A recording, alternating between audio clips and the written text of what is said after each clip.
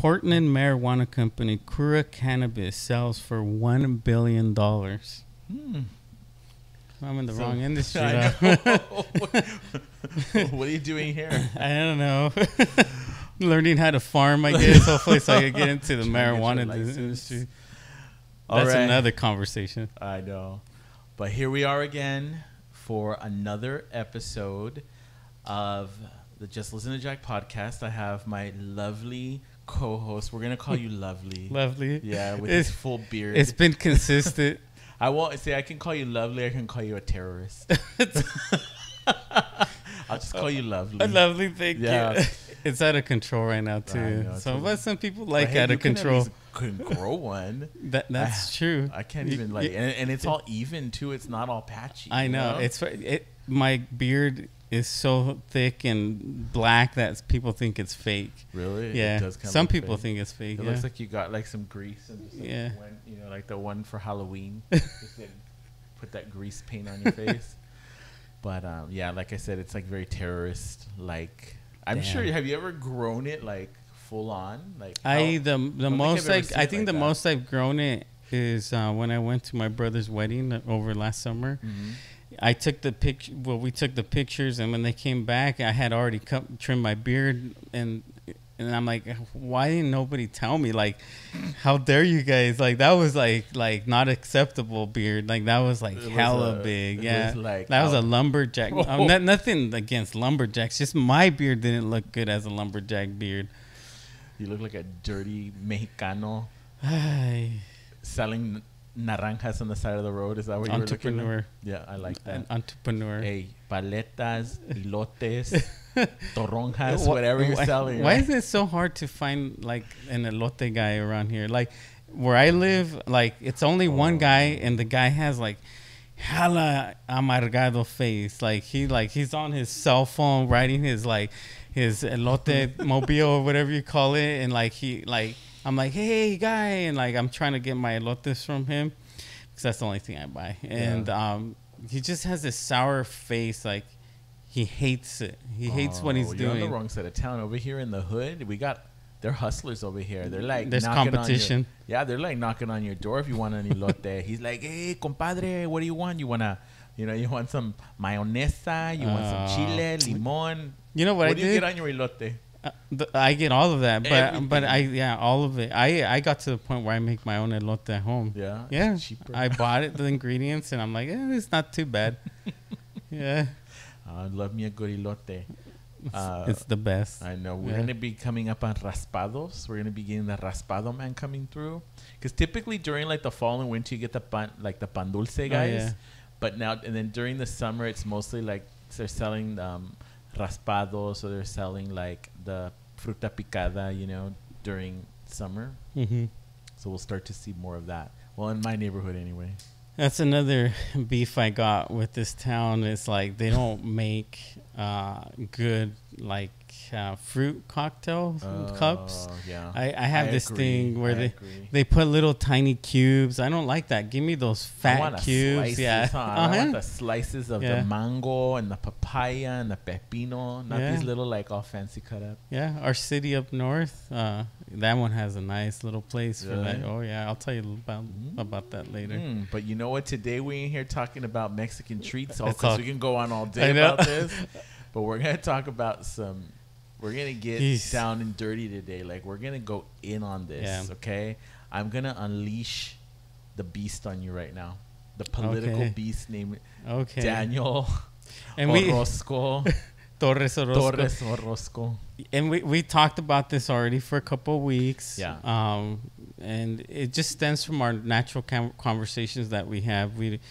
You and we like sharing information, and I have a lot of information right here. It does. And I don't share it with anybody. And I guess Jack's you've been wanting me to share some of the things that I've come up with over the years, and I'm like, nobody cares about that stuff. So you guys let us know. I mean, we're gonna go there today. That's one thing that you always hear, you never talk about politics or religion with your friends, but you know what? We've already talked about religion and spirituality. Now we got to get into politics, because these are things that a lot of people, especially friends, that they don't often talk about, because it can bring up it could stir up a lot of shit. Mm-hmm. So, but me and Daniel are always able to have very respectful political conversations, despite the fact that we have some differences, and some differences politically.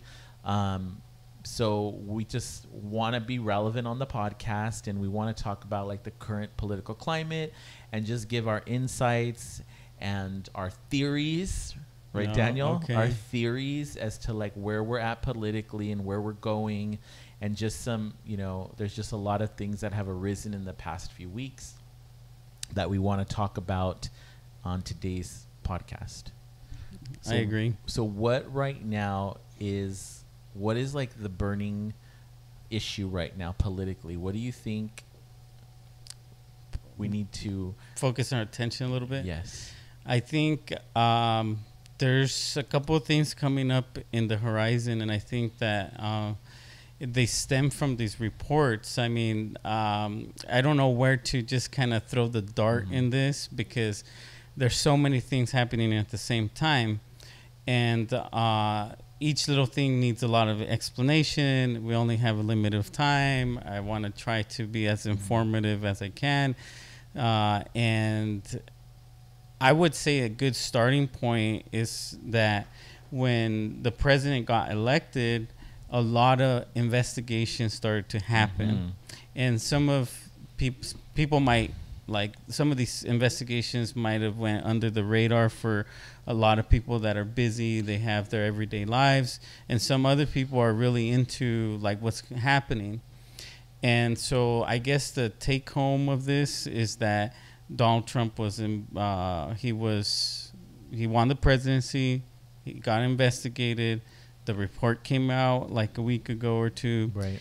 And now it appears that they want to investigate the investigation. Right. So I was in the impression that finally this is over. Now Americans could go back to the table and talk about their differences and the things they have in common, and let's get back to work. Yeah. Doesn't seem like it's a little frustrating because of the fact that now this drama is like extending itself more. And I'm really curious, like today, Attorney General Barr, he was able to speak with the Senate. And so something good that came about it is that they're going to bring Mueller now. So Mueller's going to have to come and speak. Yeah. And he's the guy who did the investigation with Trump, or investigating Trump. Right. And the investigation was about Russian collusion. So whether Trump was like a Russian spy, was he behind the scenes trying to manipulate our politics, or what? Like some people went to the extent of calling him like Vladimir Putin's lapdog, like real strong accusations. And so, in a nutshell, that report came out and it didn't find a lot of these accusations to be true, but there were some discrepancies that even Mueller at the end of the day had to come out of his cave and say, hey, you guys are misinterpreting my report that I did. And so that's where we're at. We're at a real intense time period in United States politics, that now that the Mueller report is happening, or is wrapping up, that on the Trump side of people and the Republican side, they're gearing up for like an offensive strategy now. Right. And so that's why I think your attention should go into this for a little bit, because there's going to be like a big clash. Absolutely. Yeah. And definitely the Democrats, this is just the beginning for them. You thought the Mueller report, or the American public, or I guess we were hoping that the Mueller report was the end of things. And like you said, we can get back to focusing on what's important in the country. Yeah. But both sides are preparing for battle. Yeah. So it's going to be really interesting time for us to see how this plays out. Now, I just want to digress a second. You mentioned Donald Trump and him taking over the presidency, and like I really kind of want to talk about events leading up to him becoming president, because I think a lot of people are still in shock, like myself, are in shock that he made it to the highest position in the world, arguably, from someone who was an entertainment figure, somebody who is known for their money and their personality. I would say they're a personality. They're like kind of a just somebody that people, everybody pretty much has an idea of who he is, prior to being president, with full disclosure. I know. Prior to being, so like, what perfect storm was brewing in order for Donald Trump to usher him up to the top position? We're not getting too controversial, and the short answer, it was the 8 years of Obama. There was a lot of things that happened during those 8 years that people started to feel discontent. Like, somebody that was a supporter of Obama might have never seen anything wrong with this presidency. They would have supported him from beginning to end. So I have like people that I talk to about Obama in particular, when I mention some of the negative stuff, they have a real hard time listening, because they're like, what do you mean? Obama didn't do anything. There was no scandals. Nobody got indicted. Like, he had a perfect record. Look at his beautiful family. Like, these are the things that they would always say. And I'm like, well, there's like a whole laundry list of things that were scandals that were swept underneath the rug during his presidency. I think the discontent portion of it was a lot of policies that certain Americans in the country tolerated, that they said, all right, well, it's not our turn, even though it's taking 8 years, it's not our turn, and we're just going to let it be. We'll complain about it on the radio. We'll fight it in Congress. We'll do all these different things. But the Trojan horse in this whole story is Hillary Clinton. That is, Hillary Clinton was the one that poisoned the well for this whole thing to be the way that it is. Yeah. So you would say, how the heck did Trump get elected? Well, because Hillary Clinton ran.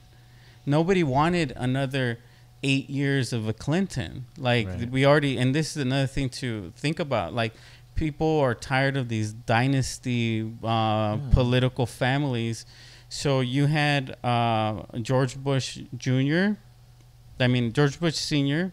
He was all the way back in the Ronald Reagan days, right? And then he became president. Yeah. And then we had Bill Clinton, which was 8 years of him. And then you had George Bush Jr., right? And then he was for 8 years, and he did a complete mess, not only in the foreign policy wise, but here in the country. Like, if anybody has people to point fingers at, it is that guy's administration more than anybody. But it's highly criticized. Yeah, but they're gonna be focusing on Trump, and they're gonna be focusing on Obama just because it's more recent history. But I'm not a historian, but if I was a historian, I would look into his presidency and his father's presidency, because that's where all the crazy drama was at. Now, you're setting up a really good point. Like, I want to kind of you to explain this before we really get into Trump. Is you've talked about these dynasties of political families and figures, and we talk about the deep state, right? So these people that you mentioned, these are, part of what you would call the deep state. Explain what that is. Well, the deep state are usually just people that were not elected, that have gotten hired in other means or appointed by presidents or attorney generals or whoever assigns people in the government. And these people have essentially been in power because they hold the upper management leadership of these governmental institutions within our government that are the movers and shakers. They're the ones that move our country in any particular direction. And so these people have been friendly towards the agenda for many, many years. The deep state could potentially be like over 100 years, very old. Yeah. And so what happens with the deep state is that they don't get elected out. So they stay. So one thing, for example, we were talking about this early on, is people that are familiar with Comey and Rosenstein and Mueller. Well, those people were involved in the Enron scandal. So, and that was a huge thing. Yeah. There was a lot of people lost their money. There was pensions. Everybody lost everything, from stockholders to everything. And some of these things were, you know, swept under the rug. And these are the same people that did a full 360, and we're seeing them now. Rosenstein is the assistant district attorney, attorney former. Yeah. He resigned yesterday. Yeah, he resigned. He'll be gone by the 11th of May. Yeah. And we have Mueller, which he's the guy that did the special counsel and the investigation on Trump. And then Comey, he's the former head of the FBI. Yeah. So all these people have been in very questionable things in American history, of big scandals, big investigations. And if you're in this club, you get to say whatever you want. It's kind of like, I mean, I have respect for law enforcement. I really do. And I see their place in society. But if nobody's like auditing or investigating law enforcement, they could do whatever they want to do. They could beat the crap out of you in some alley and say that you fell off the stairs, or they could rob you, you know. So these things are happening. So not to veer off too much, part of the deep state is being funded by something. So I would much rather go back a little bit farther before they coined this thing of deep state. The deep state, in my days, in my early days of investigating, I've been doing this already for 20 years or so of investigating, and the deep state was called the shadow government. Yeah, that's what it used to be called. I remember using that term for a long time ago. Yeah. So the shadow government is really all the illegal stuff that our government does behind the scenes, and people are like, what, how could this be, like, aren't there rules and checks and balances? Right. Well, there's such things as shadow government, something that is beneath our own government, that is getting hundreds and billions of dollars from somewhere. This is like SHIELD. Yeah, exactly. This is exactly like SHIELD. MCU. Yeah, if you know comics, that's what it is. And these people are get their money from drug trade. So that's why. Are you surprised that the U.S. government got caught with some scandal in Mexico with the cartels? And no, you're not, because, well, I mean, if you would be if you're a casual observer, but if you know what the shadow government is, these things happen. Yeah. That's how they get their money. The Iran-Contra Scandal, right? That's the same thing. These are real things that happened under Reagan, that drugs were being like brought to the United States and sold in the ghettos, and they were funding stuff outside of the United States. So it's historically proven that in the poor neighborhoods in LA and other places, Chicago or wherever there's poor people and minorities, in the past they would drop off literally crates of guns and drugs. And nobody knew where these things came from. All of a sudden, everybody's fighting each other for turf wars and for drug trade. So I don't know where that comes from, but some people point to the shadow government. Yeah. Now, kind of in explaining the deep state and career politicians and people who are just, who are by name already, by birth, already chosen to be in service to our government. How does Donald Trump come in on this? Because you used a really perfect example of what Donald Trump represented when he came in. I think he's like a wrecking ball. Right. Yeah. Okay. Yeah.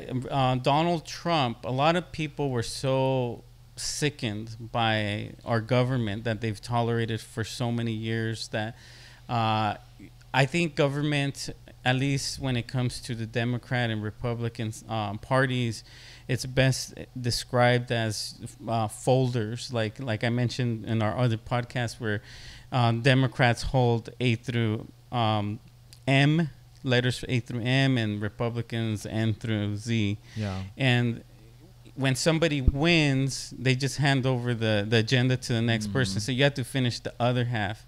And they respond to the same coin. Well, who's that coin? Well, I suspect personally the Federal Reserve Bank has something to do with all of this. It's an institution that is not part of our government. It's the equivalent of Chase or Bank of America or whatever. But it's masked in a way where the American public believe it's part of our own government. So Congress has the ability to print their own money, but for some reason they brought in the Federal Reserve Bank and they print money for us at an interest that's charged to us. It's crazy. It's absolutely nuts. Right. But what's crazy, what's even more nuts about it is that the Federal Reserve Bank has never been audited in its 100 years that it's been alive or whatever, how long. And they brought in the Federal Reserve on like a Christmas day on some particular year where everybody was gone, and they snuck them in there. So it's funny you bring up the Federal Reserve. Let me ask you, what, if and ever the Federal Reserve Bank is audited, what do you suspect that they will find? They'll find a lot of stuff. They're going to be finding out how the Federal Reserve funds like opposition research, how they fund coups in other countries, and how they're giving certain kind of contracts to corporations overseas. Like Federal Reserve is going to, in my opinion, going to be shown that how they used to explain to me a long time ago when I was as a teenager how the United States works. And before I say this, I always have to remind people that I love this country dearly. This is my country. This is your disclosure right here. Yeah, I have to, because some people would be like, you sound like a hater, like you hate your own country. And I'm like, I absolutely love my own country. And that's the only reason why I speak like this. Like the Federal Reserve Bank, for example, has a track record of being. It's this is how I would explain it. If you and I worked at the Federal Reserve Bank, and I said, "Hey Jack, I hear that you want to start a business," and you asked me just for like, I don't know, $10,000, right? And I start just, oh, here you go. I'm gonna write you a check, and I write an extra zeros just because my hand got like crazy. Yeah, I'm glad your hand got crazy. Yeah. And then I give you $10 million or $1 million, and then I said, go on with yourself and go do your $10,000 check and start a business. Yeah. Nobody would ever know, because the Federal Reserve Bank, nobody's audited them, so they're printing monopoly money, essentially just on just paper money, and handing it out to people for whatever reasons that they deem that are necessary, and everybody's winning except for the American people.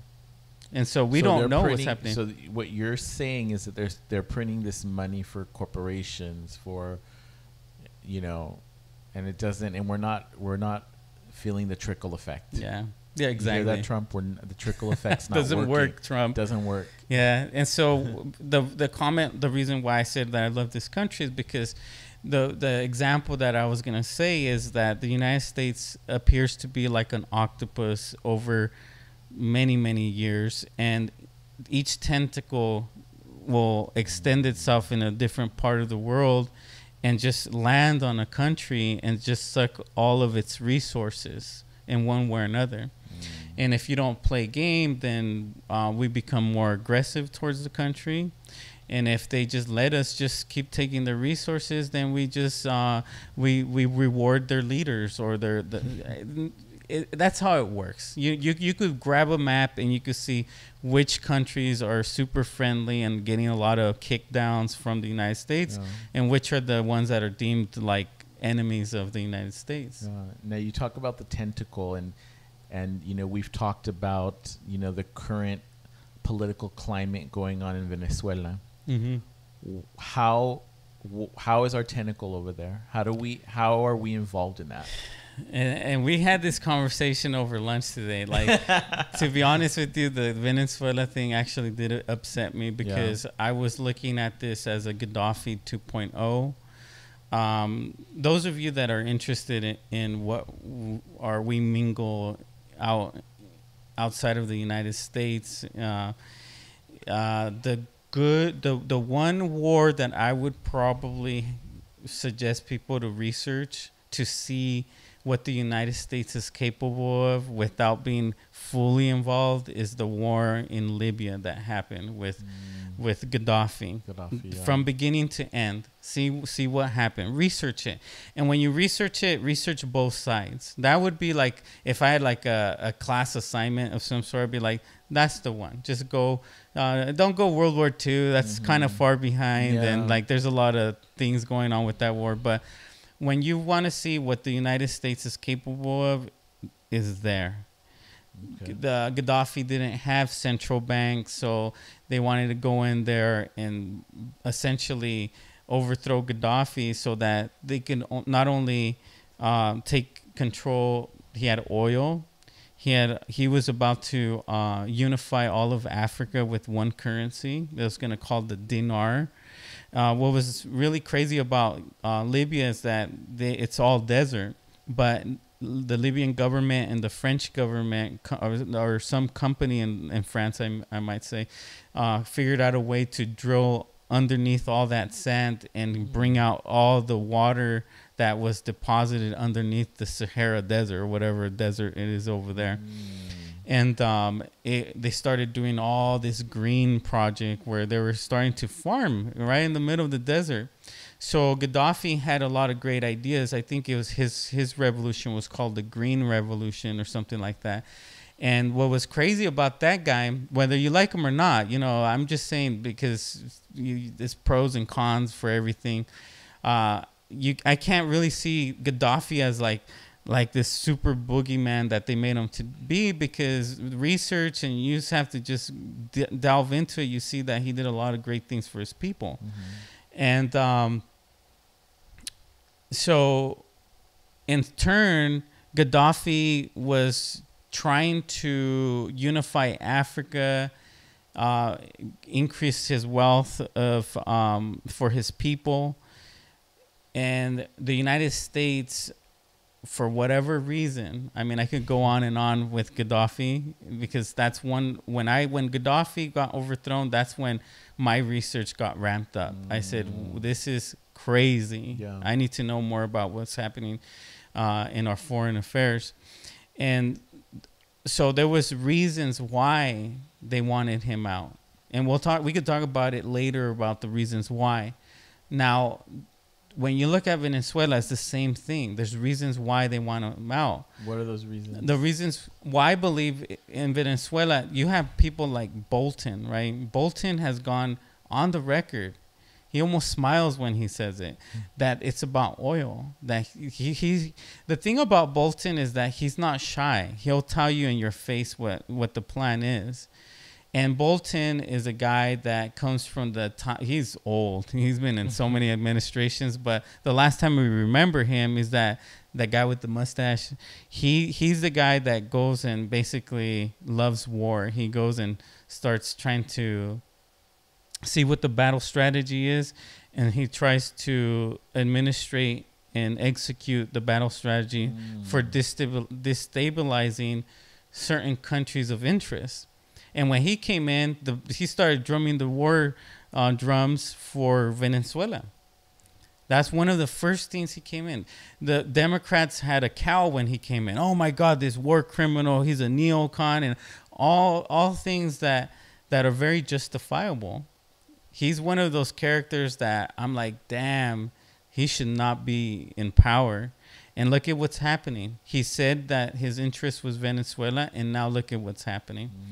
For people to say that that's an organic thing, like really, I would say do your research, because they've done like 3 or 4 publicly recognized coup attempts on the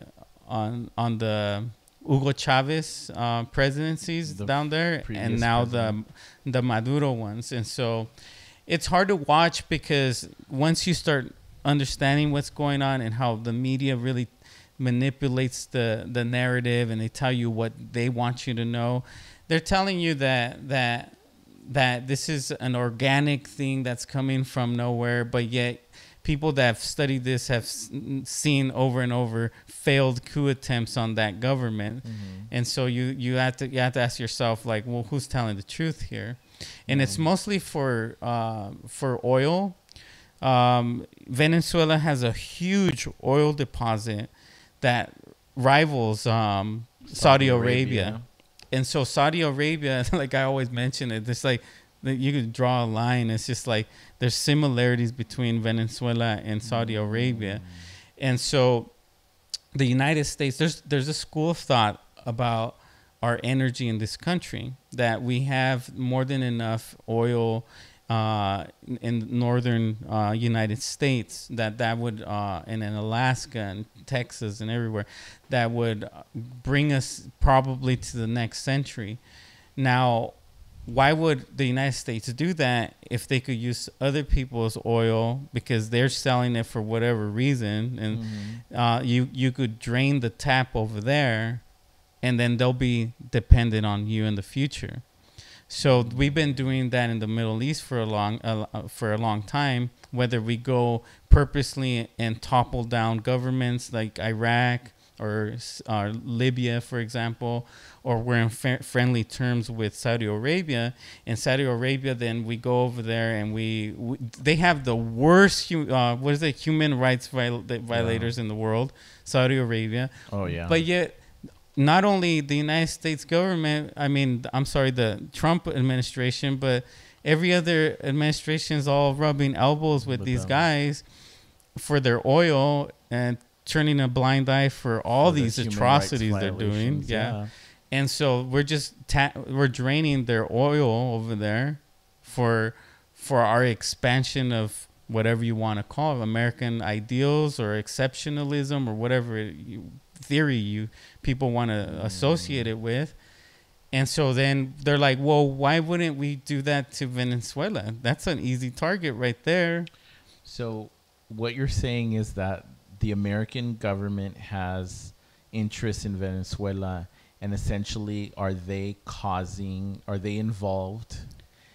allegedly involved in the upheaval to get Maduro out? And a short answer is yes. Okay. Yeah, it's anybody that's done the right research it points to that. They've been if it was just a fluke and it happened this year, then I would be like, whoa, maybe it was just a coincidence. But when something seems like a pattern, then it's not a coincidence. And the U.S. has been very heavily interested in Venezuela. It's historically proven. You could do a full track record on the United States influence in Latin America. So if they get Maduro out of there, or if he already escaped, or whatever, whatever the media is telling us that happened with him, who are they going to put in his place? Well, the thing about Venezuela is that it's like this. They had Capriles before, which was the first attempt of trying to democratically elect. He was so when Hugo Chavez died, then they had elections, and then it was Maduro and Capriles. Well, Capriles has a certain stash of funders or people that are funding his campaign or presidency. That's what I would say to follow the money. Who's the guy and who are the influencers behind Capriles? Then it seems that the same people, the same financiers, are now supporting Guido. And Guido is this young guy that, geez, he I don't know, he doesn't even look more than 40. He looks literally like he's 32 years old. He looks like a young guy. And all of a sudden he has all this backing and the U.S. loves him. And you've seen all these tweets from the U.S. government politically, saying, where does he stand? What kind of, if he goes in there, what kind of president would he be politically? Like, what is he?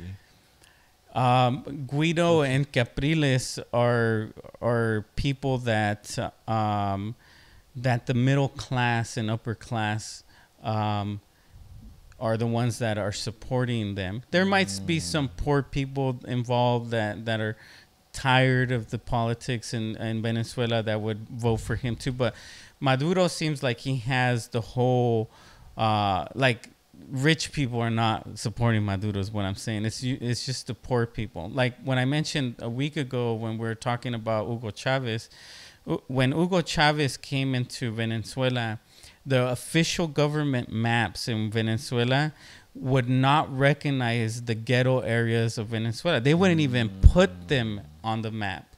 It's just like blacked out. So poor people in Venezuela were not represented under the previous governments in Venezuela. So when Hugo Chavez came into the picture, he was this populist guy that everybody liked, and he had a charisma, through the roof. And so what he started doing is, I need to educate my people.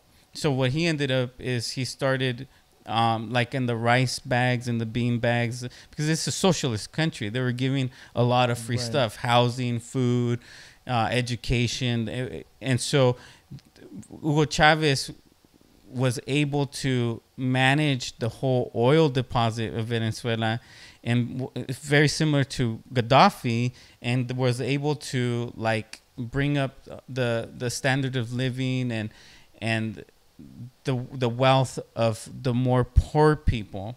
Yeah. Some would argue that they still remain poor and they failed as a system, but what you can see as a documented evidence is that in these bags, for example, he would put the Constitution of Venezuela on the actual grocery bags and the bags that held rice and beans for the common person to read.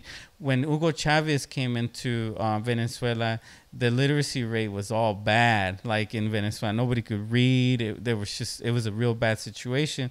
So he was able to increase these things that are necessary for the public to be informed. They say, well, if they can't read, how can they be informed? So he started doing all these things. Now, when they brought Maduro in, I don't think he had any kind of like experience at all. I think he literally grabbed him over from the street. And so, long story short, Maduro when Hugo Chavez died, Maduro inherited this mess because it was already starting to fall apart. Yeah. And he hasn't been able to recover from that. So right now it's like a perfect storm for these things to be happening in Venezuela, where it's an official coup. If you hear it on the news that it's a soft coup or maybe a coup, it's a lie. It's a real coup. That's the man in the White House has been calling his situation a coup as well. That's a different thing. We could definitely talk about that. So let's talk about Donald Trump and his, the election and him getting into, him becoming the president. You mentioned him being a wrecking ball, which I have to agree with you. And I think that's part of the reason or probably a major reason that he got elected. I mean, we're not even going to get into Russian interference, or we're not going to that'll all be revealed in time. You know, what true role the Russians played in his in the election process and getting and supporting him getting into the White House. But at the surface level, you know, most people would agree that he won the presidency because we're ready for a change. He said we had 8 years of Obama. We're trying to drain the swamp, as they say, the deep state. You know, we're trying to shake things up. And he was, you know, he was the catalyst for that, coming in, no political experience, a celebrity, a personality, you know, coming in and just, I mean, I can safely say we haven't been the same. Nobody has been the same. No one's been the same since. So let's kind of talk about that. Okay. What are you, in your opinion, how did he get there? Well, there's a video that explains it online. I don't know exactly what it's called, but I want to say I vaguely remember that it says, "This is why Donald Trump will be president." And it's a 5-minute video, and it's just clip after clip after clip of him talking about politics and people asking him whether he's going to run for president in the last 40 years. Yeah. So people have been kind of poking at him, asking him questions for the last 40 years. And the crazy thing about him is, as he gets older, it seems like he doesn't know what he's talking about. But when he was younger, he talked more clearly. Like, you could understand what he was trying to say. Yeah, now he it's was just kind of charismatic. Yeah. He was, you know, he was a somewhat likable figure. Yeah. But now it's like he loops certain words, and he's already an elderly, if you really think about it. He has a lot of energy, but he's essentially somebody that's older, and he's already, at least his personality, what I see with him, is just like, you know how elderly people, they don't care what they say. It's like he's just doubling down on that. So I think people have to remember that he is a billionaire, and he has been a billionaire for a while. Allegedly, he's a billionaire. Allegedly. He could be cooking his numbers. We're going to find out soon. That soon, yeah. But he lives a billionaire lifestyle. And so he's had a lot of people of influence that have told him things, and whether they're politicians or corporate leaders, he's been in the mix through all this thing. So for myself, I don't even have like this much of access to what he's had even before he was president. Yeah. So let's just say before he was a president, he had way more access than most people in the country. He was having dinner with people from other countries, other heads of state. He was listening to different ideas. And he came up with his idea of running president as he went along. He stated that on interviews that he says, "I will only run for president if I see the country is in dire need for a change, for a great change." Now, when it comes to that, he always used to say, "No, there's probably somebody better than me to run." When he was younger, he would say, "I don't think I'm the right guy. I love building stuff. I love businesses." So he was still in that celebrity mode. Right. And so when he started strategizing for his presidency, he already had a group of people that he knew would support him. Yeah. And strategize a plan for him to go and run for the White House. Let me ask you this, and I've mentioned this to you before. Why not, you know, he's so associated with New York. Yeah. Why not start off your political career small? Why not run for governor? Why not run for mayor? Why go straight for the top? I feel like that's an ego thing for him. And the short answer is because he can. Yeah. Yeah. So I understand what you're saying, because there's a lot of people that would have seen a resume before. Right. But he was at the very top where he kind of would have just jumped in there. I think we've had this conversation about Arnold Schwarzenegger, right? Arnold went and did the California governorship, right? Yeah. But if he didn't have that looming thing that he's not a citizen, I really do believe he could have just went. He was so popular. You got to remember, Arnold was Arnold and everybody loved him. Yeah. So he would have literally just jumped from being an actor to being the president. Yeah, unless if he was taking a page from Ronald Reagan, where do the governorship, but nah. Yeah, I mean that's my school of thought. Is I can get behind Donald Trump being the mayor or being a governor, just like it was like you think even when Arnold Schwarzenegger came out, people are like, what the fuck? I know, but like at the end of the day, it could be like, okay, like I can see that. Sonny Bono, there's been celebrities or people with notoriety who have run for office or who have gotten into smaller government or local government, and like I think like most people can fuck with that. I cannot fuck with this. I can't. and that's my biggest problem, is that I guess politically I'm more conservative. That yes, at a surface level, I want at least the person to be qualified politically for the job. Okay, so call me conservative in that sense, but for Donald Trump to go in there with no political experience, I can't fuck with that. I can't trust somebody in that position who doesn't have any experience in it. Well, let me ask you this question. I'm going to move the table, okay? And it goes out to everybody. Does anybody know who the heck Barack Obama really is? I know it sounds kind of out prior there. to him becoming president? Yes. He sealed everything about his past is sealed to this day. Mm-hmm. So people are like, well, why doesn't Trump send out his tax records and all that? Barack Obama, nobody knows. Like, none of his friends in college has came out.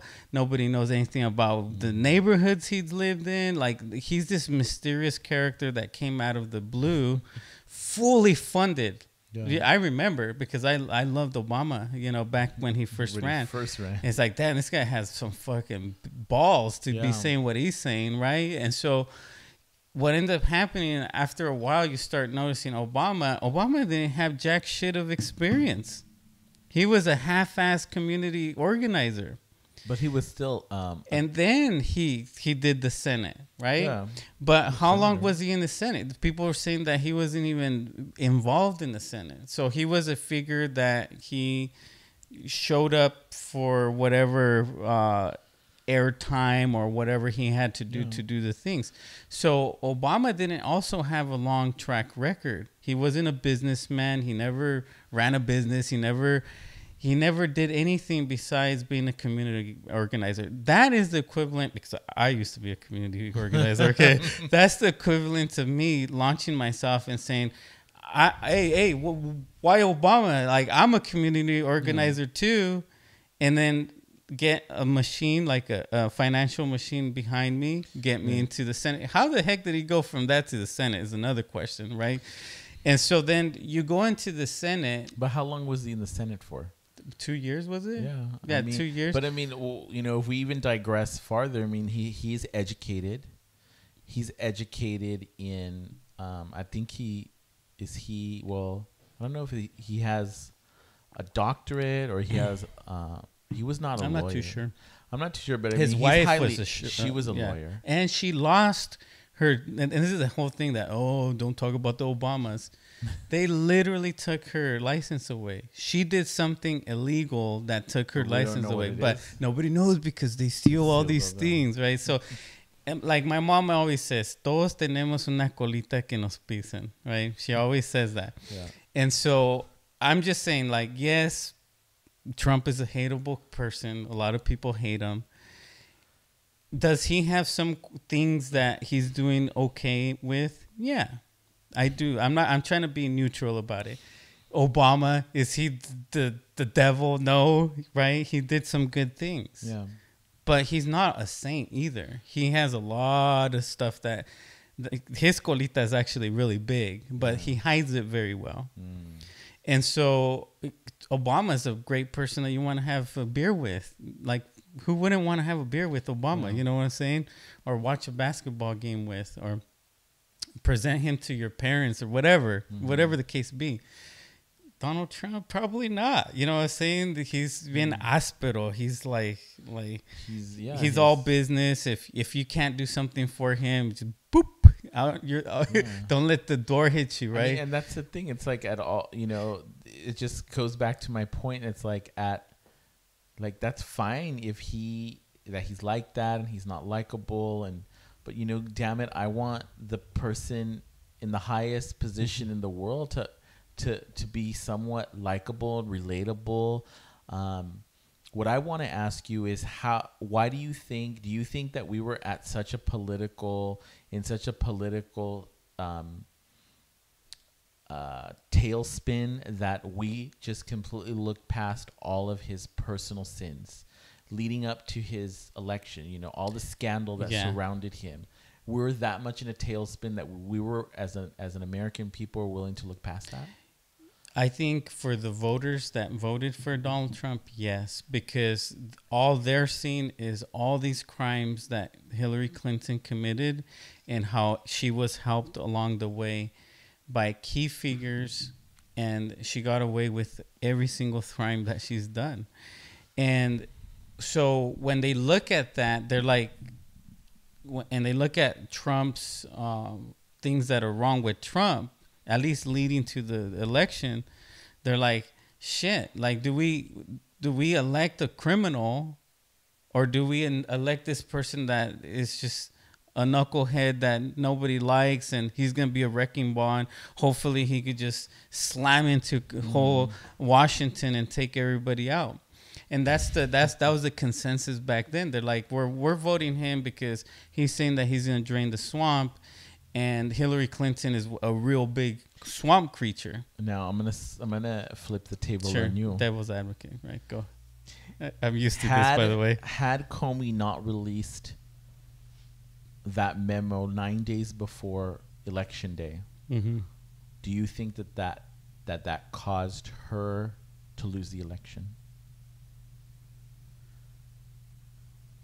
That's a great question, and I don't know. That's like a parallel universe type of, like, this Avengers Endgame all over again. Yeah, right. Tell me what. Go ahead. No, I'm saying, tell me what the split timeline looks like.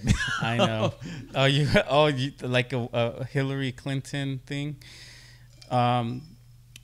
So I think that the Comey announcement did affect Hillary Clinton. Did it cost her the election?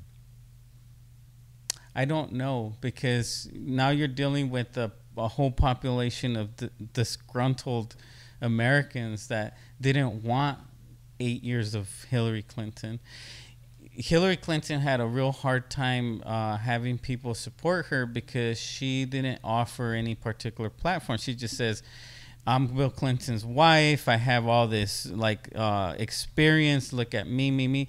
In fact, it was just all me. Even her campaign was, I'm with her. It didn't offer any kind of particular policy things that she was going to implement. So people were like, well, if you couldn't identify with that, then... Yeah. I mean, for me, on paper, she looked like the right person for the job on paper, right? And then she opened her mouth. Yeah. I mean, she's former Secretary of State. I mean, her political career. I mean, she's been in politics since day one, you know, since out of college, so, on paper, she looked like the right person for the job.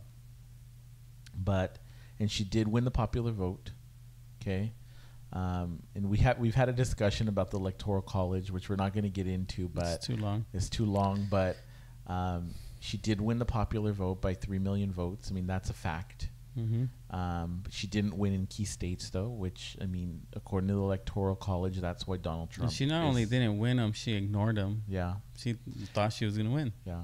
But I guess that's, you know, where the Electoral College came into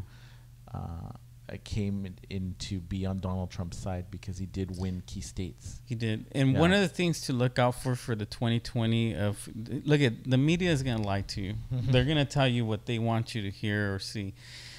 What I would recommend, especially for these Democrat like people that are running for office or for presidency, and look at Donald Trump at the same time, see how many people show up to their rallies.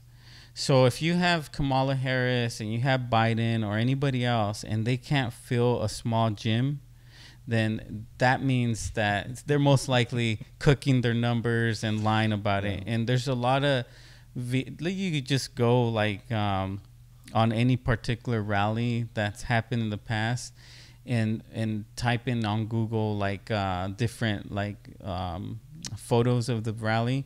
And what was crazy about it is in the Trump side, you know, everybody was saying Trump wasn't going to win, but I'm like, he might win because he's filling up all these stadiums and people are wrapping around like the line to go see him, and they have all these Megatron or whatever they called. What did I tell you that was, though? What? Everybody likes a good freak show. Oh yeah, but that's true. But they're still going, right? They're still going. You know, the same crowd comes out to see the three-headed calf and the fat lady. You're right. I'll give you that.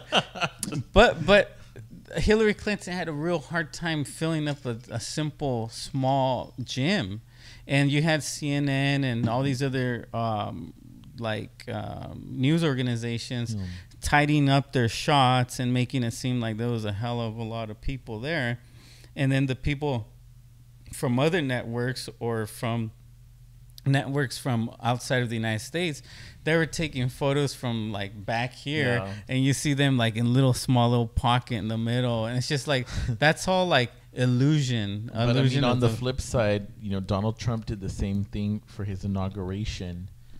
Allegedly. And the crowds. And I still have to contest that, because as they were, and I'm probably alone in this, and this is one of the first times where I'm like, oh my God, you got to be kidding me. Okay, so in his inauguration, they were taking pictures as people were arriving. Okay, I post, that was my only like real political post on Instagram, and I just saw a bunch of people just drop like flies from my friends list just because I put that. But I put literally at the same time Donald Trump's picture where they show him like from behind talking to the public, and then you have the same identical picture at the same time with Barack Obama, and it's the same amount of crowd, is the same amount of people.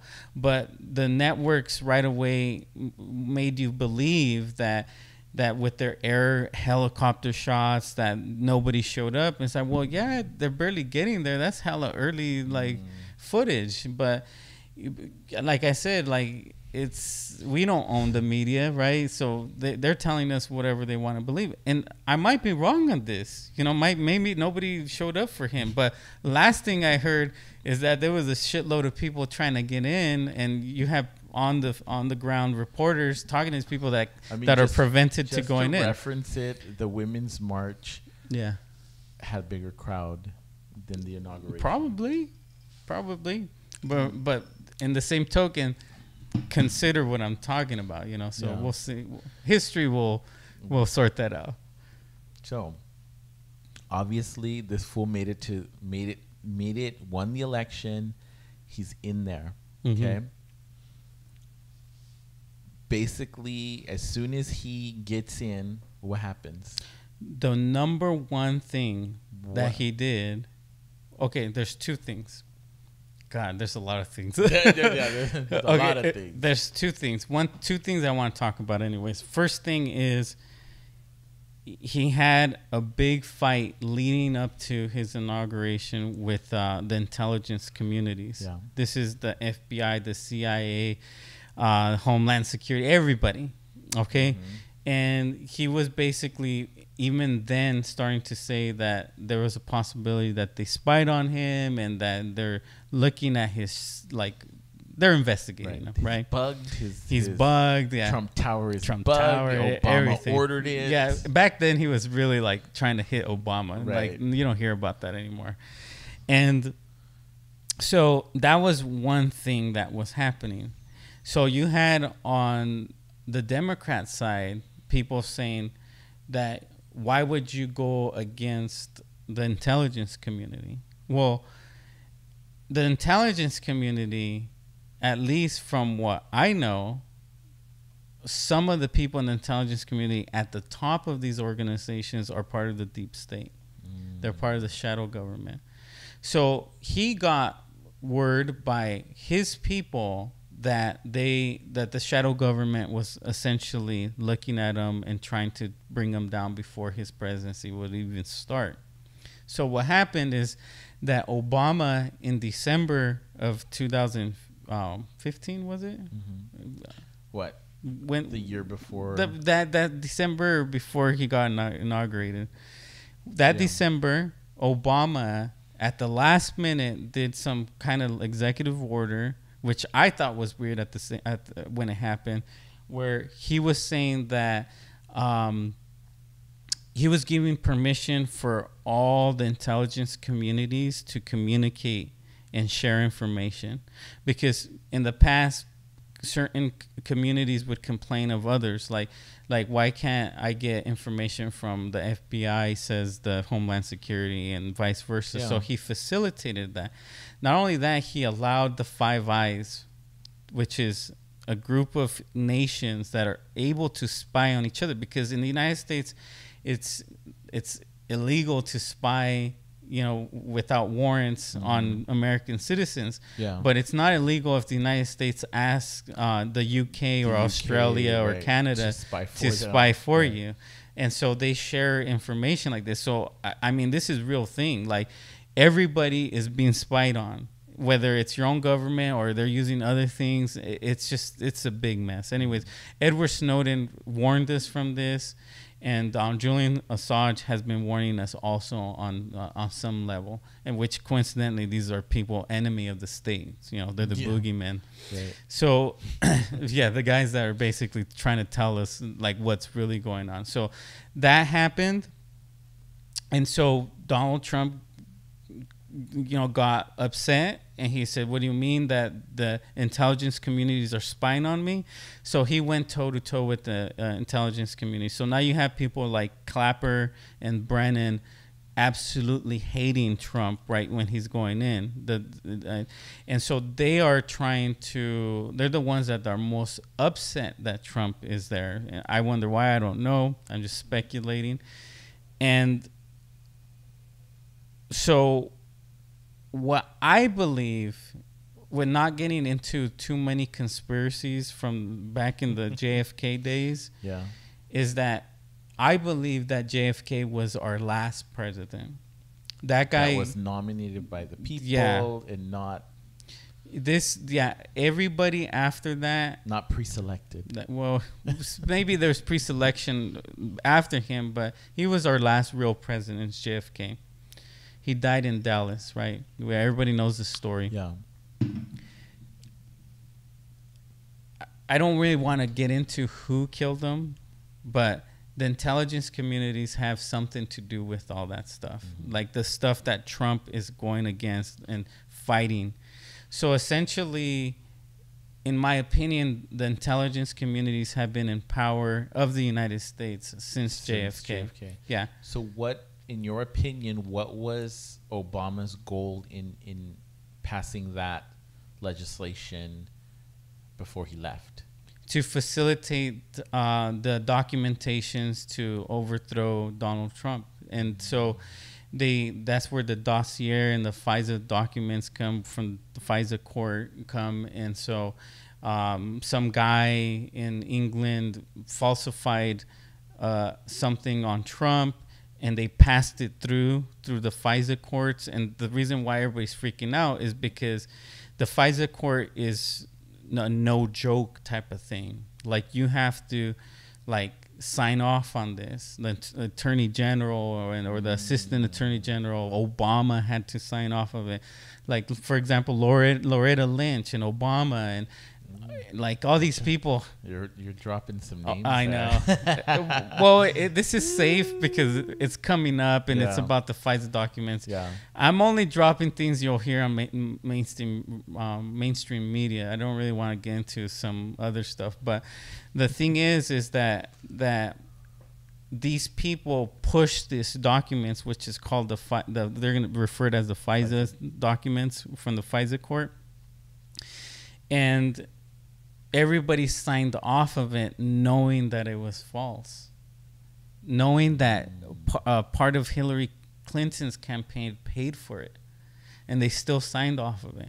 And that's what's concerning, because Hillary Clinton was supposed to win according to the deep state. And so the people that were trying to favor Clinton were these people that are about to get in trouble within the next month or two. They're the Comey, Clapper, Brennan, Peter Strzok, Lisa Page, McCabe. They're all going to get in trouble somehow. The reason why is they pushed an illegal investigation on Donald Trump that should have never started. They'll rationalize. Is this the investigation that you're referring to as prior to him becoming presidency or becoming president? Correct. Or are you talking? Okay, this is not the Mueller report. This is something else. Okay. The Mueller report extends from some of these things, so potentially the Mueller report should have never happened. So right now I'm a little in the fog if the FISA document was for the Mueller report or I believe it was for the Mueller report, if I'm correct. But they had already started the illegal investigation on Donald Trump. And I'm sorry to say it that way, because I know that there's a lot of people that want him out and they don't like him, etc. Mm-hmm. I'm just trying to be like, hey, this is what I've come up with in my research, and that's what it looks like. It looks like it was a falsified. It's like you're falsifying an application, right? If you falsify and Trump might get in trouble for this for the same reasons in the future, but right. You know, if you lie on a financial application, you know, do you really deserve all that money you got or that credit or whatever? So you could get in trouble. So essentially, they take things away. So when you go to court and the police officer planted some kind of illegal evidence on you, or they did something wrong, or they violated your rights, what happens in court? Even if it's like a bad crime, they throw it out. Yeah. So that's potentially what's going to happen with Trump. When all these things happen and they see that, damn, man, that was a lot of illegal shit that was happening, they're just going to throw it out. And you're going to see Manafort and Roger Stone and all these other people just being like, oh, we're free because off a technicality. Yeah, because everything started. Yeah. That's interesting. Even though they've committed federal crimes. It depends if it has anything to do with the actual investigation. So, like what I talked about in the other podcast is like it's easy for like anybody to, if you have unlimited resources and power, to just go on the street and investigate anybody. You'll find something. Like todos tenemos una colita que nos pisan. You know what I'm saying? Yeah, you'll find something on somebody. Yeah, everyone has skeletons in their closet. Yeah, you cheated on your 4th grade test. We figured it out. You know? Something could happen, right? Yeah. So I think that's what's gonna happen. Just so that I could tie some things in before we run out of time, is that these documents, when you're looking at Trump and his Twitter tirade, right, that he always does, he's literally telling you what the plan is. Like, people think that... He's telling us in real time. He's telling you in real time. And he's not only telling you once, he's repeating it over and over and over. Yeah. So he's talking about he's going to declassify, that certain people are going to go to jail or certain people are going to be investigated. He's telling you. Yeah, because he already knows. He already knows. The issue... Talk about that. Talk about what does he know already. He already knows about He already knows the end of the story, according to you. What does he know already? The thing about this whole ordeal is that, remember, we're talking about this Obama executive order that allowed everybody to share information, all these intelligence communities or organizations. Now, there was one organization, which is one of the most powerful organizations to gather information.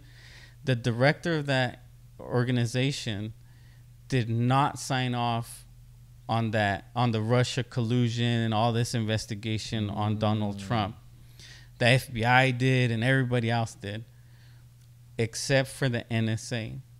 So the NSA, Donald Trump has access to the NSA. NSA is the organization that Edward Snowden warned us about, that they literally could turn on your phone, a speaker, and listen to you. That stands for National Security, is it? Security. I don't want to misquote. I always say NSA, but yeah. So this organization is the one that was telling that Edward Snowden, that worked for the CIA, was telling you that they could turn on your webcam and look at you, and they could turn on your phone, or they could record you. Every email and picture that you ever sent out was recorded from your phone or email or whatever it is. So Trump had, I know I don't want to make Trump as this ultra mastermind villain, because I don't really. Besides that, I don't really see him going, I could go to somebody's email, you know. So, but he does have the power to access it. So, from all these organizations that signed off that Trump needed to be investigated, the NSA did not. The person that was in charge of the NSA is an admiral. I forgot his name, Admiral something. He's the guy that didn't sign off. So he personally went to the FISA court and said, hey, this dossier from England that they're making this story that Trump needs to be investigated and all of that, that's false. And we're telling you that that's not real, and that you guys need to watch out in this court, because this is a prestigious court. You don't want to contaminate your reputation. That these documents are going to be coming in. So what ends up happening is that over time, Donald Trump got all of the FISA documents. So not retracted, no blackouts, nothing. The full shebang. He got all 6 Infinity Gems. No shit. Seriously. That's it. God damn, he's Thanos, isn't he? I know, he's Thanos, yeah. Yeah, he got him. And he was able to see the outcome just like Thanos was able to see it. Oh my God, the parallels are crazy. Never thought about it this way. So he gets all the gems, okay? So they show him, like, this is what they got on you. This is what the allegations are. This is the reporting, like everything he has. So he was going to release those documents as a offensive strategy, like an offense, where you're like, all right, you guys have that, like, grab her by the whatever, like tape, and you have all these things, right? So I'm going to use this FISA document to squash you guys for the midterms that happen. Well, he never used it. He kept it as ammunition, like for whatever, re-election. For maybe re-election, or people were like, well, he lost the House. Well, the thing about the House is that the Republicans in the House, in Congress, they already completed their investigation for the illegal stuff that was going on with the investigations on Donald Trump. So they made recommendations already to Jeff Sessions, I believe, and to the other people that I'm going to mention in a minute that are running investigations right now that have not came out yet. So everybody's like, wow, the Mueller reports is real shocker. I'm like, just wait till these other investigations come out that have had 0 leaks. They've been going on for almost 2 years, and they haven't had 1 leak yet. And so that's something that I feel that people should look into, is these upcoming, their upcoming reports. And I'm gonna mentioned to you or anybody that's interested in it.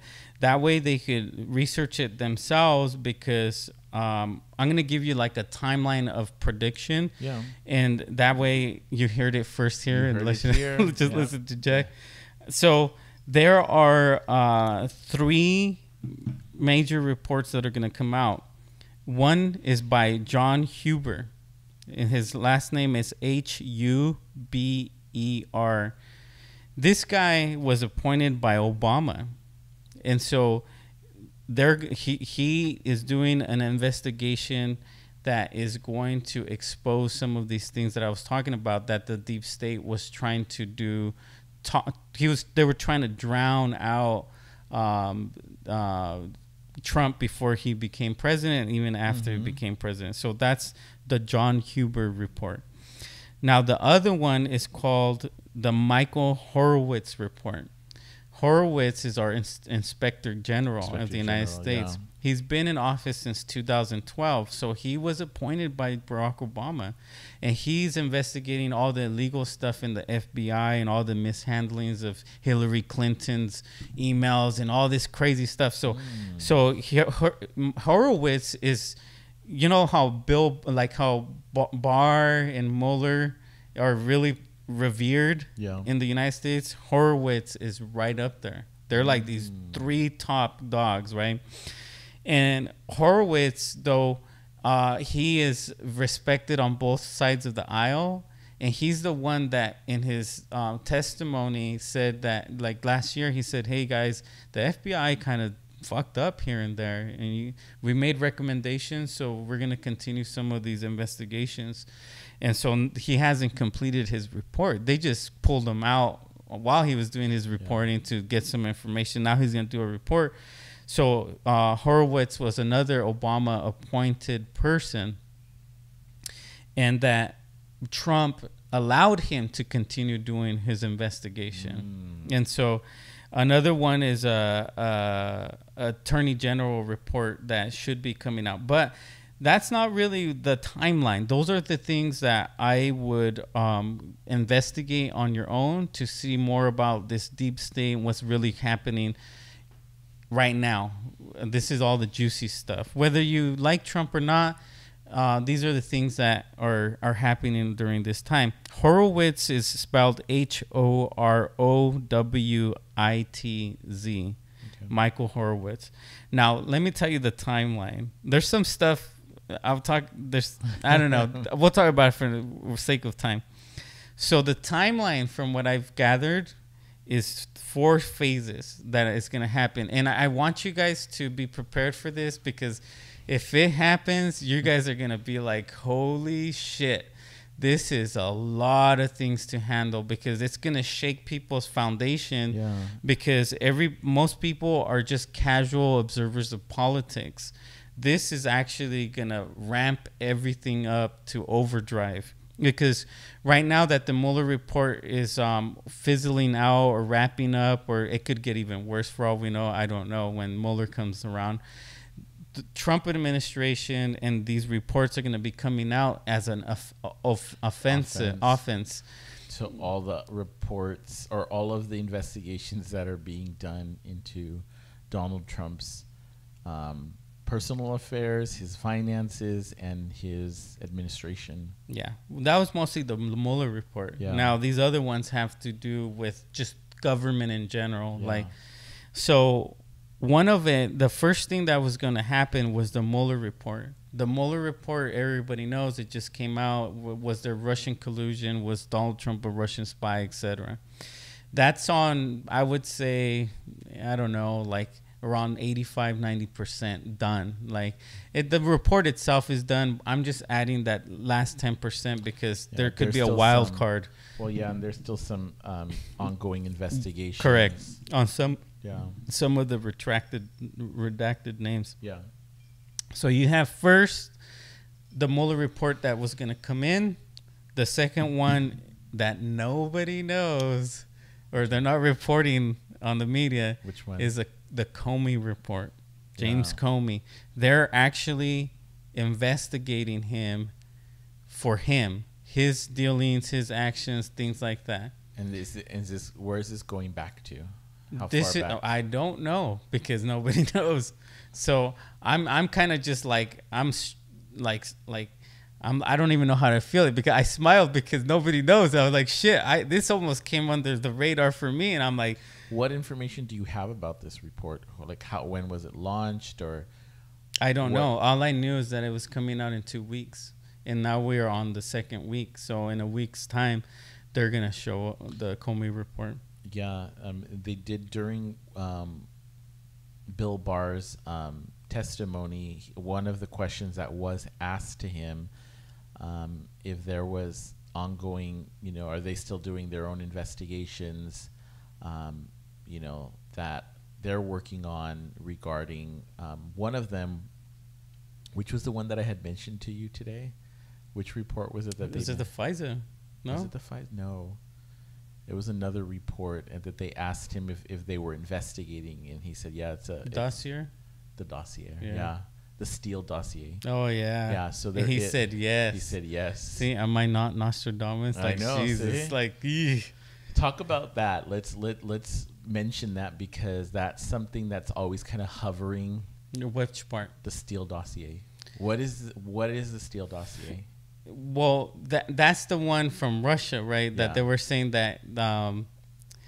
Damn, you're gonna make me fish for information here, but that's the one that alleged Donald Trump to be in Russia, in a hotel room with Russian prostitutes. That they all peed on him, and they had like video evidence. And I might add, like, this is like a 60-something-year-old man participating in all this stuff. Trump has denied this; it doesn't exist, etc. So this is some. There's more complications with this. Other people are involved, but that's more or less the meat of it. Yeah. So did that happen?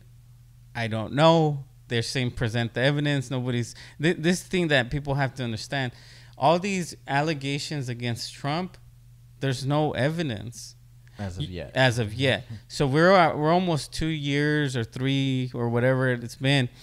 You don't think that, I mean, his own party hated him, the Democrats hated him, like a big portion of the United States voters didn't like him. You don't think that it's you don't think that if something would have came out, they would have like already done it? Like, I think that it's gonna come out. It's gonna be very calculated timing as to when these things come out. It could be 2020 is around the corner. Yeah, exactly. So it's like, okay, like they're just peeling back the layers. Like, okay, we haven't impeached this mofo yet. They're like just lining things up. I think that if they do have any solid evidence on him, they're going to release it very close to his re-election. I think very close to the election. I think if they do get anything on Donald Trump, it's going to be about white-collar crimes. Yeah, it's not going to be that he's this traitor and he hates America and he's Putin's lapdog. At least the stuff that I've researched doesn't point to that. But if there's a possibility they find something on him, it's going to be like he inflated his portfolio. Yeah, he's probably not the billionaire that we thought he was, but... This really quickly. So you got Mueller report. You have the Comey report that's going to come out. The Comey report's going to show like a lot of stuff that should be investigated. Like, damn, like, so that's going to lead to Donald Trump to declassify things. All of these are going to be given to the Attorney General, right? All of these reports, okay, with the current Attorney General, they're calling for his resignation. They are saying that he has that he's obstructing justice, that his what a word I'm trying to say, his intentions are being called into question. His loyalty, his his word is no longer gold. Yeah. So Bill Barr is highly respected. He is highly respected. Right? So Bill Barr is really good people might not know this, but then he's really, really, really good friends with Mueller. With Mueller, yeah. Yeah, they go to each other's houses. They're they're long-term friends, and so how we explained it before is, I think a strategy of Donald Trump was to bring in Bill Barr to serve as a shield against the Mueller report. They're friends, so maybe they could work something out. So Bill Barr seems to have, it does seem to have loyalty towards his role and party and everything. From what I see about Bill Barr right now is that they're fishing for stuff. Even right now, the stuff that I've heard about his testimony today, they're fishing for stuff, trying to get him in legalities. So, and like we talked about him, it's like you're trying to go up against like a Super Saiyan boss lawyer. So I don't know if they're going to get him on any of that. That's, do I believe that he's protecting the president? I think half yes, half no. His reputation is on the line. I don't think he's going to completely make an ass out of himself. What would be his intention of protecting the president? I don't know. That's something. Why did he accept the position? I don't know. He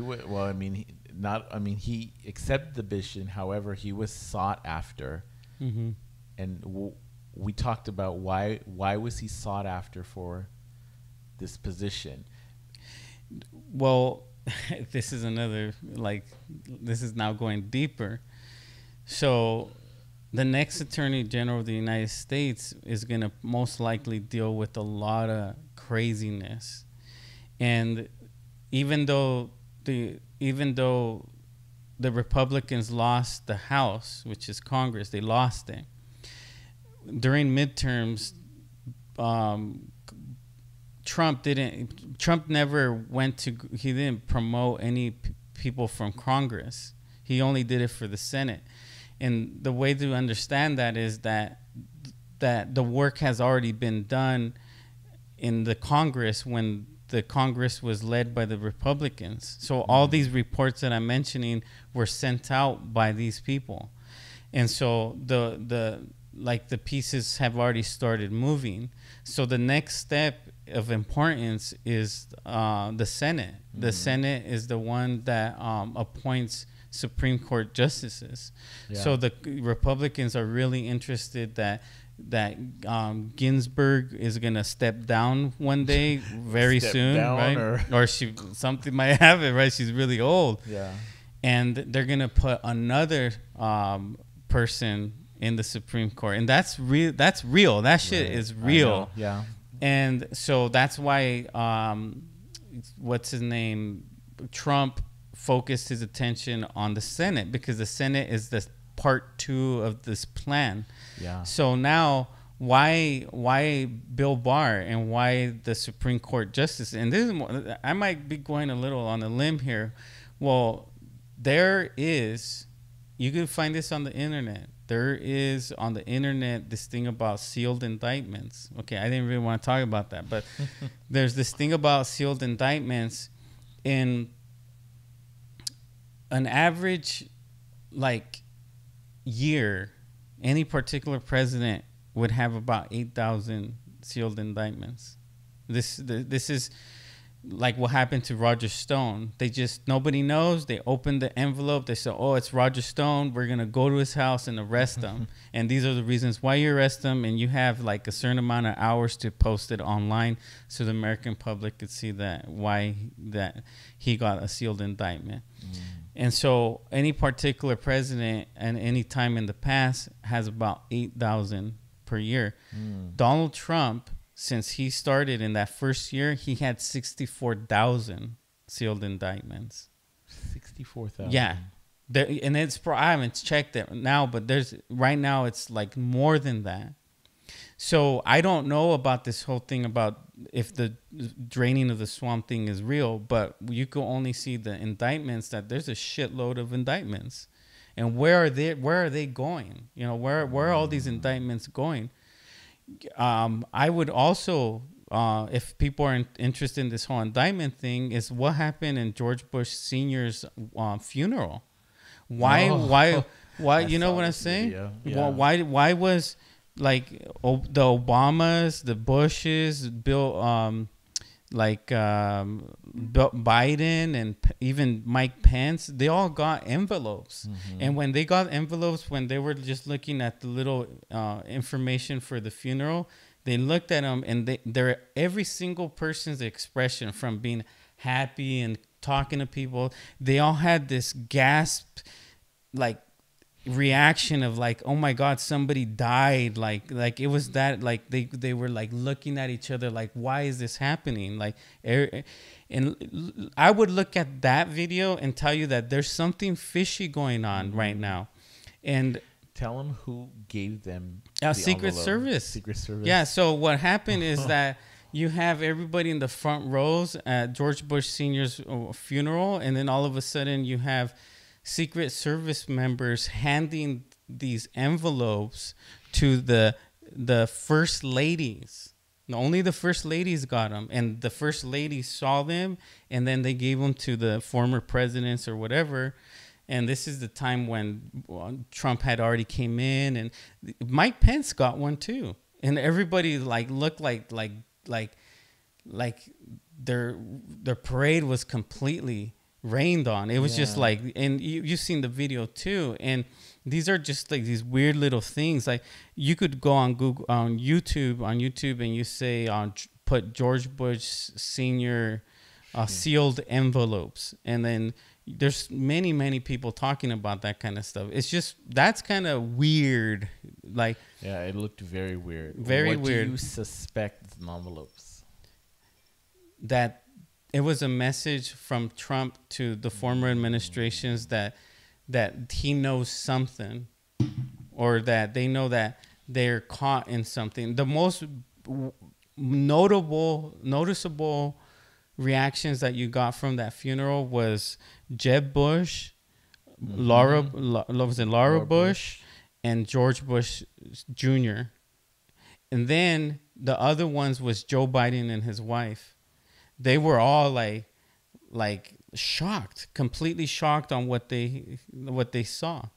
And it was hard for them to kind of regain their composure, and the cameras were on them. They did that. This was like a Game of Thrones type of thing that happened right in the middle, where everybody saw but nobody noticed, unless if you were looking for it. So you have that, plus the 60-something thousand indictments that are out there that are yet to be opened. Like, I don't know. So going back to Bill Barr, Attorney General, he would have to be a person that would have to like navigate all of that.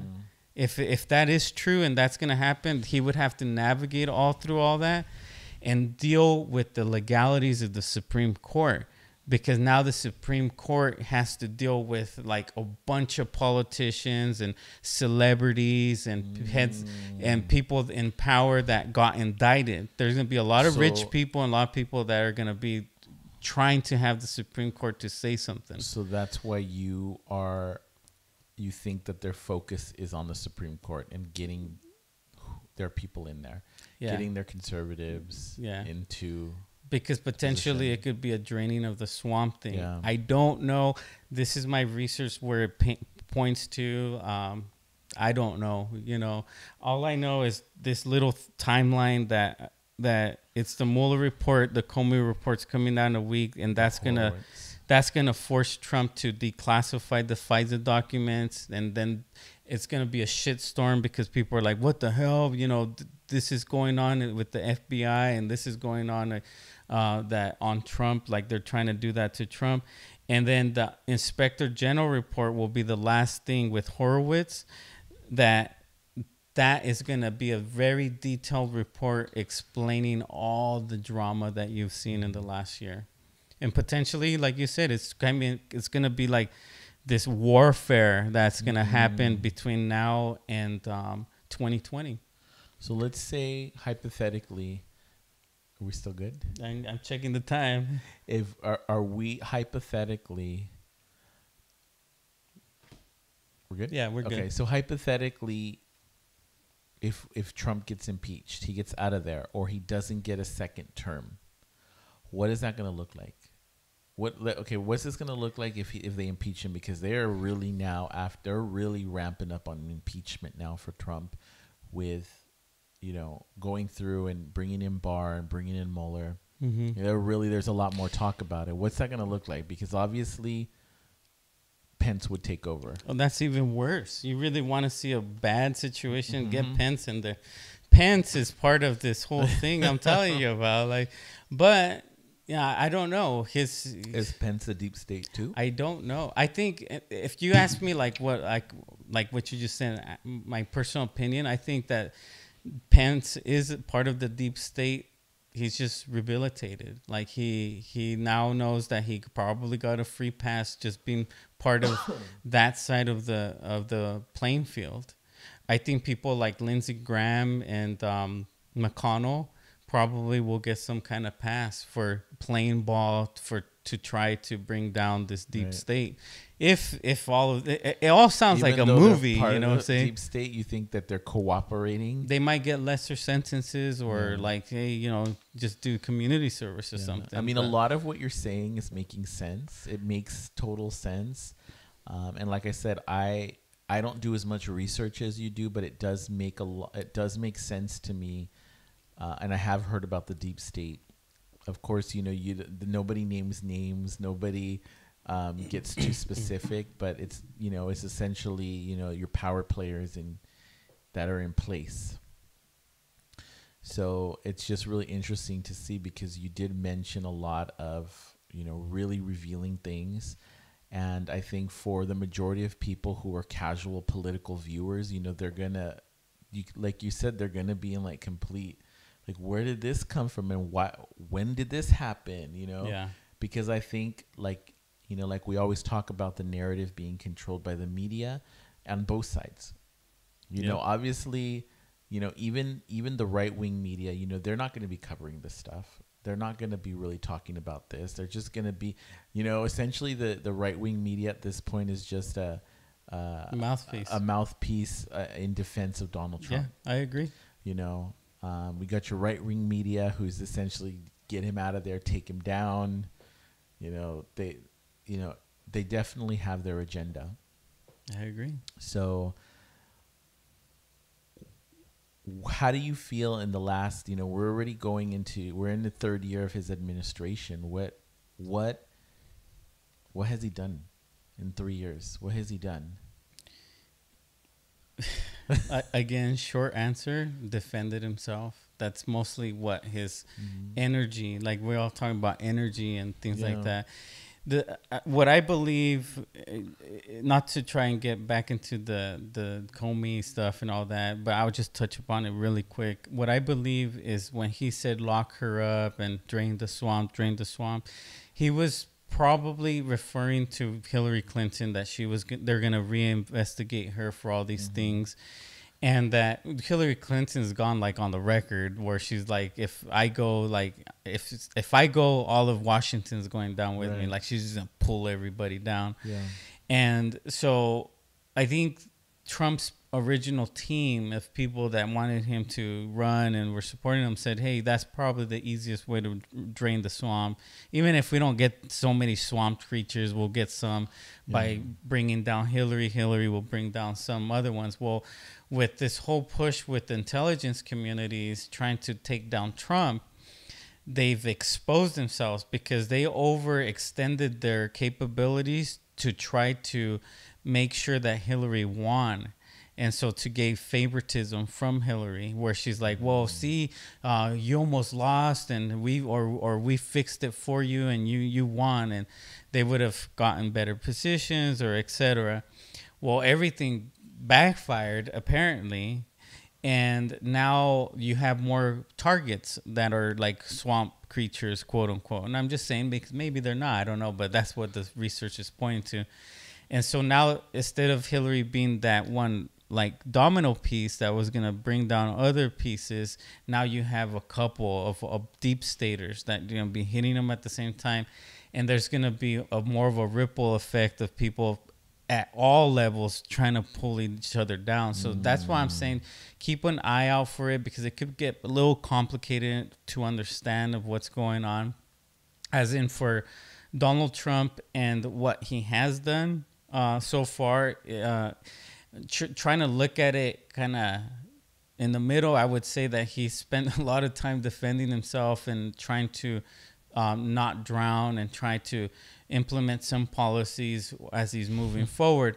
Now, some of these policies people don't like, right? And some of the policies that he has made, people do like. I think that at the end of the day, I think that Donald Trump, and a lot of people might not agree with me, but from what I've researched and from what I know from being in a spotlight, is that at the end of the day, he wants to be liked, if not loved, by everybody. That's how big his ego is. It makes it really hard, though. It's hard because he's his worst enemy, you know. So he can't make it happen. So like Kanye said that they asked him about him and Donald Trump and black people, and Trump said the same thing, that he genuinely believes that Donald Trump wishes black people loved him. But you can't get to that point, at least from what I've seen, if he's getting investigated and attacked by everybody at all angles. So he's like, well, why should I reach out and try to make peace with everybody if this is the middle of a bar fight? You know what I'm saying? So he's swinging back and trying to do what he can. Now, what I think is, whether there's indictments or not or whatever, and we make it to a second term of Trump, I'm very curious to see if he lets his guard down more and be able to reach out to everybody else that hates him, because now he's secured his second term and he could kind of like relax a little bit more. I don't know. I have the perception of Trump that he's already a rich person. His ego is so damn big that he wants to be remembered as the best president of the United States. Like, for reals, I really do think that. And so for him to build another, that's why I don't really think about this whole, like, he wants to build a beachfront hotel in some country and all this stuff. I'm like, that's like this now for him, you know what I'm saying? Yeah. He much rather be remembered. He much rather have schools named after him and statues made after him. That's where his brain is, I think. So he won't be able to do that as long as he doesn't have the support from the American public. So I think that he recognized that as something very important. He's done a lot of policies that benefit minorities, but none of them are being aired on mass media. So they're still with Donald Trump is a bad person. He does nothing for minorities or people of color, LGBT, etc. But then you look at the other side, and I'm like, well, what about that he just did? What about that? And he's been doing a lot of shit for minorities, but nobody reports on it. But being such a divisive figure, you don't think that there's, any truth to that? You don't think that there's any truth to what the narrative is out there? How I see it, and I might be wrong here, okay? I see him as like, when you don't want to take medicine, but the medicine's good for you and they shove it down. I think that that's what's happening in American politics right now. There are a lot of unhappy people, but a lot of things are being shoved at people. Like, for example, this immigration thing, which we didn't talk about, that could be its own episode. Oh, yeah. But no, every single administration before Trump has always said that they were going to try and fix it or do something. And all the administrations didn't have kind things to say about immigrants, illegal immigrants, as they called them, or undocumented people. The Democrats didn't say a nice thing about them, the Republicans, but yet they allowed the free flow of people coming into the country. And so now in the Trump's administration, it appears that he's the one that's putting brakes and trying to figure out how to navigate. Is he doing it the right way? No, absolutely not. Do we need a wall? No. But the thing is that on face value, it appears that like he's doing something. He's making people get off their seats, whether you're on the left and the right, and try to come up with the real immigration policy for the country. I said in our last podcast that he's the president that I think the United States deserves at this point, whether you like him or not. Because deserves because what happens is that we have let this country get to this point to let a person like Donald Trump come in. Yeah, this is true. And so this is why I say that. Now, if you want him out, you have to mobilize and vote him out. You could continue with these things about investigations and all these things and attacking him and all these things towards him. But there could be a possibility that all of that's going to backfire. And it's going to look really bad on the people that are trying to bring him down that way. I think the most effective way is to do it through your votes and getting them out. Now, speaking of the upcoming election for 2020, do you feel like there are any candidates, Democratic candidates, that could beat Trump for the 2020 election? Let's say there's no drama on both sides, right? I would say at the rate that he's going, no. Because like I mentioned to you before, he's running on real high GDP. And historically, presidents that have a real high GDP, they win the presidency. And so if he gets in a scandal or things happen or gets impeached, then that's a different story. But he's riding a real big wave right now. And I think that people might miss that because they're so upset at him. They're upset about what he talks about, what he tweets about and everything. But when you look at like the stuff he's done for the economy, for jobs, for unemployment, like all these different things, I think that when it comes to the voting, they're going to come up and say, well, he's not that bad. And people are going to have that attitude of he's not that bad. And so not unless if some scandal happens. I would be shocked if we go into a war or something like that where I'd be like, damn, like that would make things very complicated for the people in the United States. But now there's this talk about, you're going to call him the Great White Hope. Oh, I don't call him the Great White Hope. No, I'm talking about Joe Biden. Oh, I thought you were talking about. There's many people, many analysts, much talk that he's the one to save the country. Won't. You don't think he has that he's an actual threat to Donald Trump's reelection? For two reasons. One, let's talk Joe Biden for a second. Joe Biden. Yeah. So one, he has a lot of questionable videos out there with Joe Biden smelling people's hair and getting too close to little girls. And like, this is a problem. Okay. It demonstrates that he's very disconnected with how people interact nowadays. Do I think that's grandpa style? Yeah, like being affectionate and everything. Do I think smelling hair is acceptable? I don't think anybody wants their hair to. Sometimes somebody's hair smells real good. They're wearing some good hairspray or shampoo. If somebody came up to you just without your permission smelling your hair, I mean, come on. I'd go like this. And the issue is, I know it's like it's head and shoulders. Yes, it is.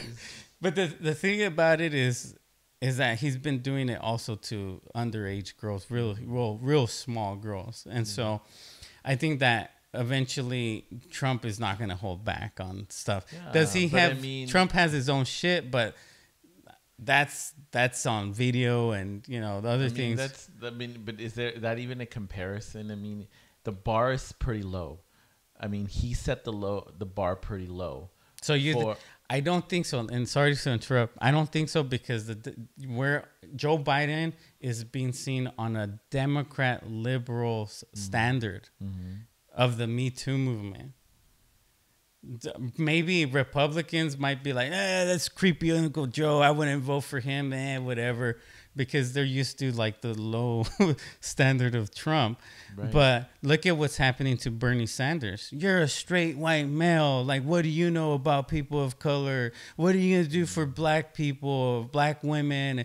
He's been having such a hard time in the last couple of weeks, especially now that Joe Biden, is being that he's running, because he's a straight white man.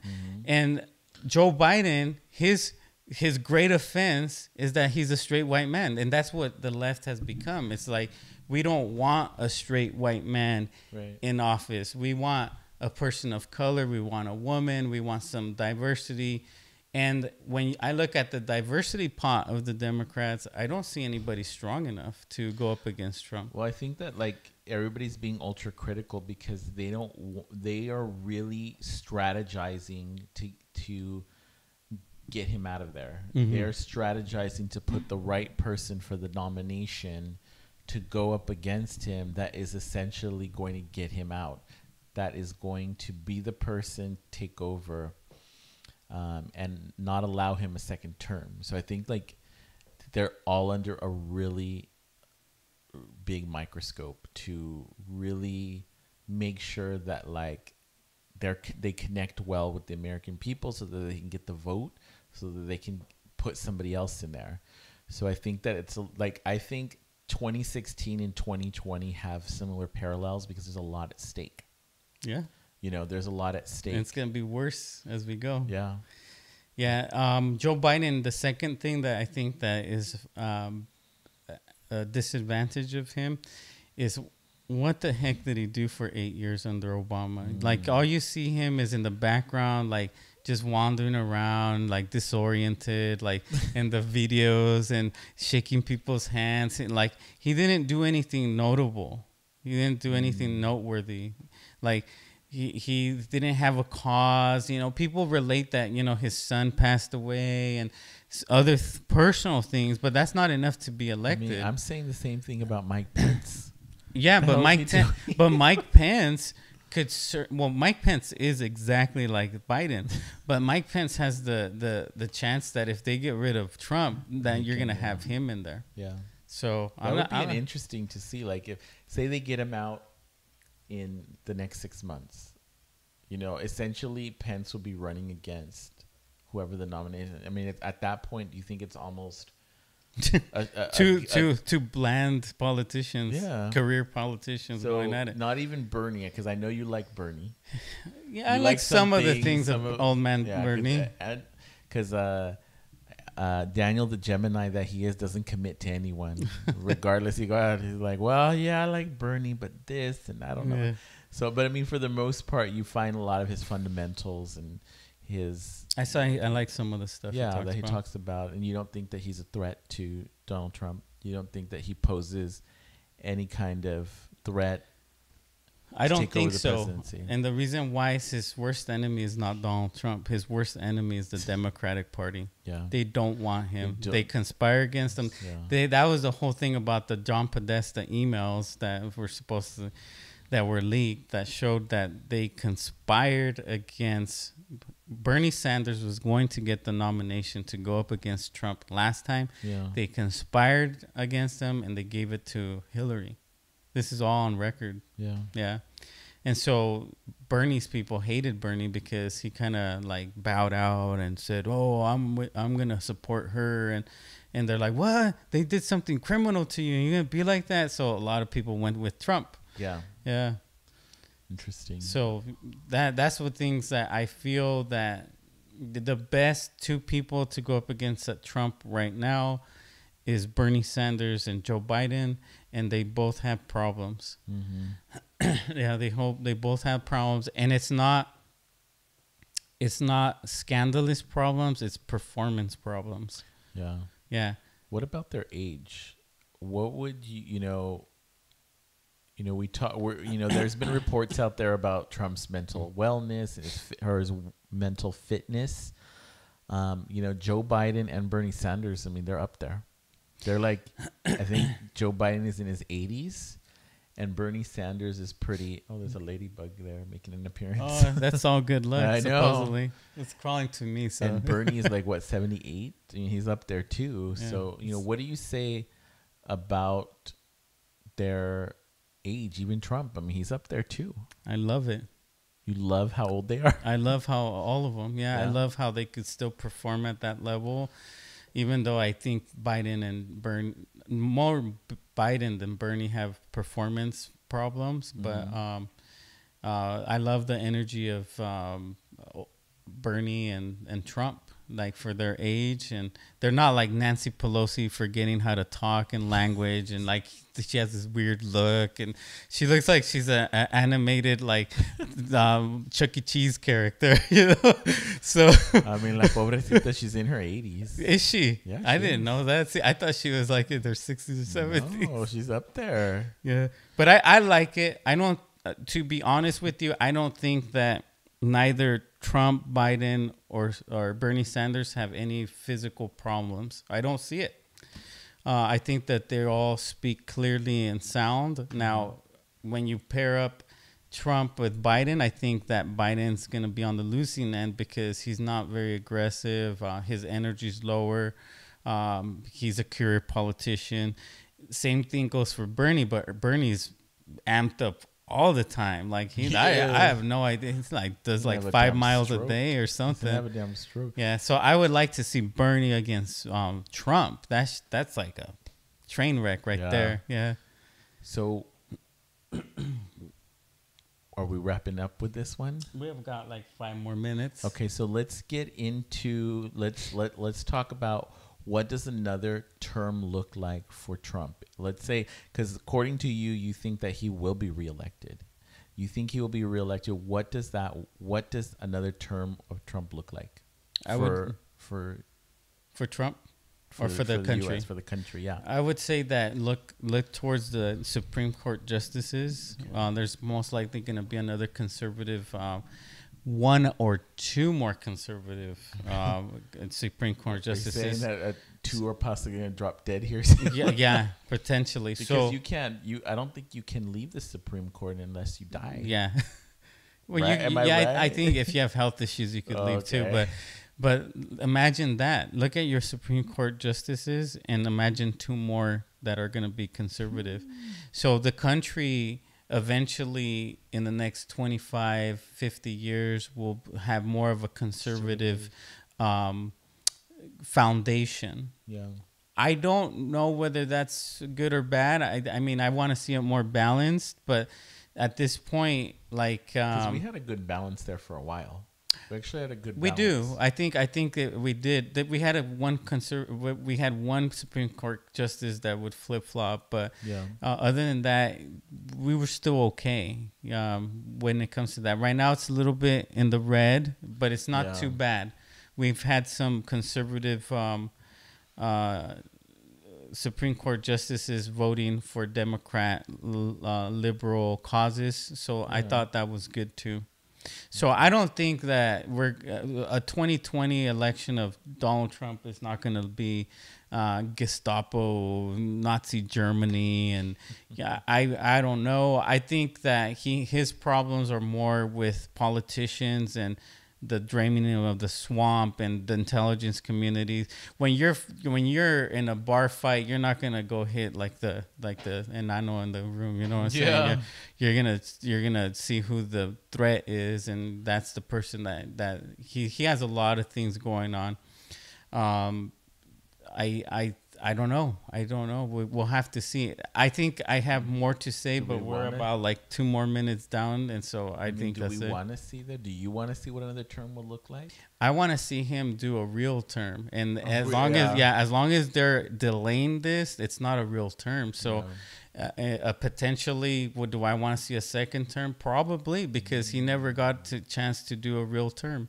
But if maybe, and this is all in consider. And what I'm saying is, this is saying that these things against him were false. Yeah. Now, if they find all this shit on him and all this stuff, hell no, get him out of here. Bring somebody else.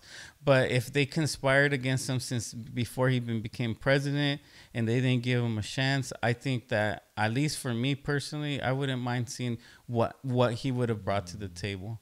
Yeah. I'm just trying to give the guy a fair chance.